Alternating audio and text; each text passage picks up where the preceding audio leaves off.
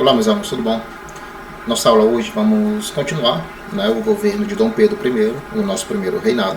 Lembre-se que no nosso último encontro eu expliquei para vocês até aquele momento que estava ocorrendo a elaboração da nossa primeira Constituição, que o Dom Pedro não gostou, do primeiro projeto que foi apresentado para ele.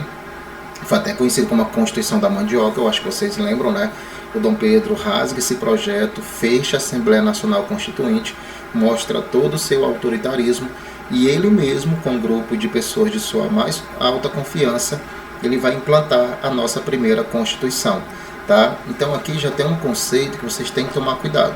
A primeira Constituição da história brasileira, que foi feita em 1824, nós temos 7 na nossa história. Essa primeira, ela foi outorgada. Professor, o que significa isso? Significa que é uma Constituição que ela foi imposta de forma autoritária. Que nós temos dois tipos de constituições, meninos. Nós podemos ter uma Constituição outorgada, como foi essa, que o Dom Pedro, com um grupo de pessoas da sua confiança, eles impõem de forma autoritária. Mas também nós podemos ter uma Constituição promulgada. O que é uma Constituição promulgada? Ela é feita por uma Assembleia Nacional Constituinte. Como seria a de 23, que ele não aceitou? Quando tem uma Constituição que é feita por deputados, senadores, várias pessoas discutindo as leis, é promulgada. Agora, quando essa Constituição ela é imposta de forma autoritária por quem está no poder, é outorgada, como foi essa de 1824. E Dom Pedro realmente mostrou todo o seu autoritarismo. Primeiro ponto, o poder político no Brasil vai ser dividido em 4 partes.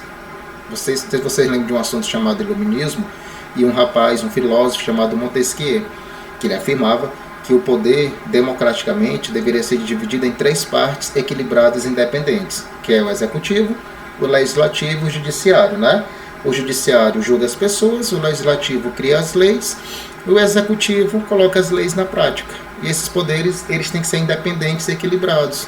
Nenhum manda mais do que o outro e um fiscaliza o outro. Só que com essa Constituição, Dom Pedro I, habilidosamente, ele cria um 4º poder, que vai ser chamado poder moderador, que pertence a ele. E qual vai ser a função desse poder moderador? Na prática, controlar os outros poderes. Vocês podem perceber, o Dom Pedro, com esse poder moderador, ele vai ter total controle da política brasileira, porque ele vai controlar o legislativo, o judiciário e o executivo, através desse 4º poder que ele cria. Então ele vai ter realmente poderes bem concentrados aqui no Brasil. O Brasil vai ser um país oficialmente católico. O que quer dizer isso? É que aqui no Brasil só poderia ter igreja católica. Aí você me pergunta, professor, e se a pessoa não fosse católica? Ela não poderia morar no Brasil? Poderia. Se a pessoa fosse evangélica, espírita, ligada a qualquer outra religião, essa pessoa poderia seguir a sua fé dentro da sua casa, que é o chamado culto privado, dentro da casa. Agora, público, igreja, só a católica. Não poderia ter outra religião pública, outra igreja, a não ser a católica, até porque o Brasil é um país oficialmente católico. E vocês vão ver já que o Estado e a Igreja eram uma coisa só. E o Estado, ou seja, o governo de Dom Pedro, aqui no Brasil, controlava a Igreja através de 2 pontos, padroado e beneplácito. Vou já explicar o que significa cada um. E o voto vai ser censitário. O que é isso? É diferente de hoje. Hoje vocês sabem que todo mundo tem direito de votar. Basta você ter uma idade mínima de 16 anos. Hoje o voto no Brasil é universal. Voto censitário é aquele que só vota quem é rico. Só que nesse caso, você pode medir a tua riqueza ou através de dinheiro ou através de terras. Então todos os homens no Brasil, sendo comerciante, sendo dono de terra, sendo dono de escravo, poderiam votar, desde que fosse rico. Então as pessoas pobres não vão ter direito de votar no Brasil durante o reinado brasileiro, durante esta Constituição. Ok? Agora, presta atenção. Como eu falei para vocês, o Estado e a Igreja eram uma coisa só. Tanto, senhores, que nessa época não tinha casamento civil.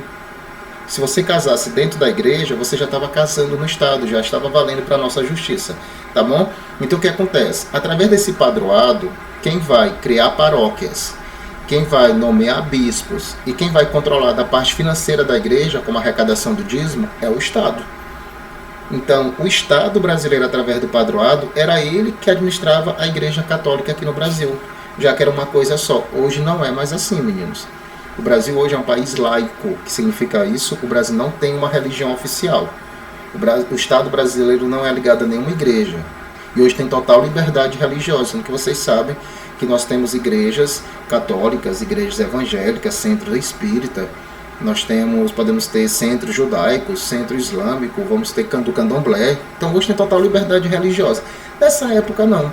E o Estado brasileiro controlava de fato a igreja, administrava a igreja através do padroado, que estava lá na nossa Constituição. E além disso, tinha esse beneplácito.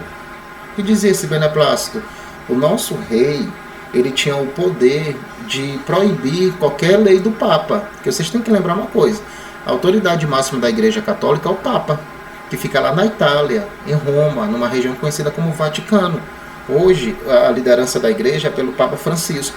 Se o Papa Francisco cria uma nova lei, uma nova regra, essa lei vale para toda a Igreja Católica no mundo todo.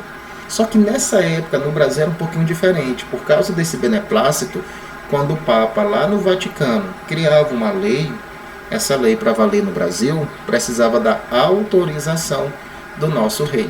Ou seja, o rei aqui no Brasil tinha o poder de autorizar ou de vetar, ou seja, proibir uma lei do Papa dentro da Igreja Católica no Brasil. Ou seja, através do padroado e do beneplácito, o Estado brasileiro controlava a Igreja Católica aqui dentro. Lembrando que o Brasil era um país oficialmente católico. Lembrando também que se tu não fosse católico, tu não ia ser preso, tu não ia ser perseguido. Tu poderia seguir tua fé dentro da tua casa. Certo? Tu só não poderia cultuar a tua fé publicamente. Tudo bem? Então vamos lá. Aí para fechar, meninos, já deixando aqui o engate para a próxima aula, nós vamos trabalhar na próxima aula que o Dom Pedro vai entrar em crise e ele vai ser obrigado a renunciar. Muito da crise do primeiro reinado deve-se à forma autoritária que Dom Pedro governou o Brasil. O Dom Pedro foi muito autoritário, vocês lembram que ele fechou o Congresso, ele cancelou a Constituição de 23, que não valeu, que foi a Constituição da Mandioca, ele outorga, ele impõe a Constituição de 1824 com o poder moderador, que ele vai controlar tudo. Tu vai ver que ele vai envolver o Brasil numa guerra, que nós vamos falar na próxima aula, chamada Guerra da Cisplatina, e nós vamos perder. Essa Guerra da Cisplatina está ligada à independência de um país que hoje é chamado Uruguai. Ele vai massacrar violentamente uma revolta que aconteceu no Nordeste brasileiro com a liderança de Pernambuco, chamada Confederação do Equador. E ele vai se envolver numa treta, numa briga política lá de Portugal, com o irmão dele chamado Dom Miguel, chegando até, segundo alguns, a desviar dinheiro do Brasil para Portugal. Mas isso aí, toda essa crise política que vocês estão vendo, eu vou explicar com maior detalhe na próxima aula, que aí nós vamos entender por que Dom Pedro I, depois de governar o Brasil durante 9 anos, ele vai ser obrigado a renunciar, tá certo? Isso em 1831, tá bom? Então aqui nós encerramos nossa aula, tá? Espero que tenha sido claro para vocês. Até o nosso próximo encontro. Valeu, um abraço.